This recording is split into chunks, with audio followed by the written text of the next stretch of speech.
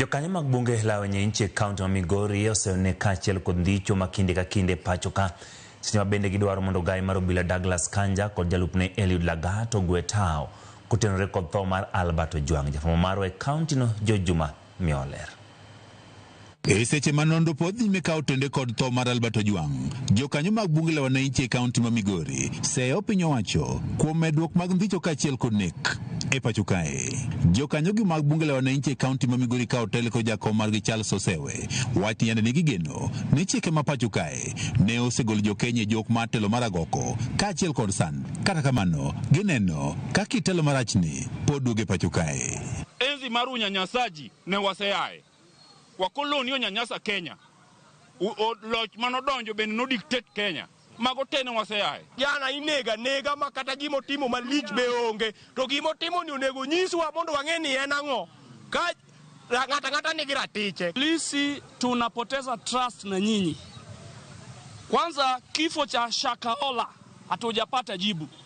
Pale Kasipulo Ng'ondowere alikufa. Japata jibu. Giwachno gimoka trogo mag jokenya ma oting'o mano mawacho gigo maricho negi ka gin thuolo nyaka sani iketho kod piny owacho. Kenya ka wan gi haki emomiyo no wayiero katiba mar 2010 moriusuwa freedom of speech everybody.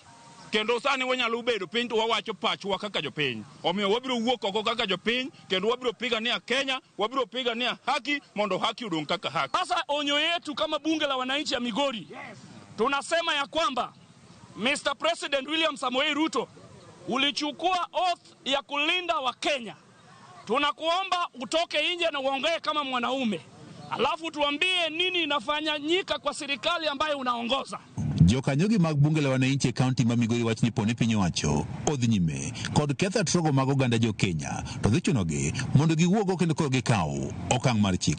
Wadwa ng'eyo kaka wegi Kenya nikech wan gi ratiro mar bedo Kenya ka ok wabire Kenya ka gi bahati wan onyuolwa ka wan jo Kenya to ratiro mar jopiny be nyaka wuoye. Bende komachielo gidwaro mondo koro gai mar obila Douglas Kanja kaachiel kod jalupne Lagat mondo koro ogwee tao ka otende kod nekno mar Albert Ojwang.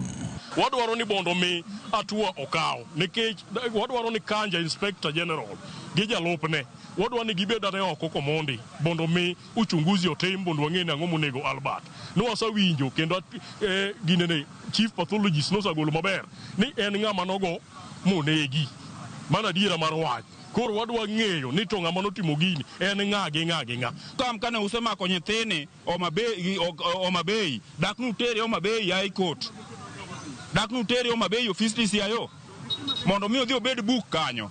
Dieri boge wachi koro jabar ji mochari ma koro nyiso wa dieri to kito gikoni ng'ano go wiye kwani en bongo.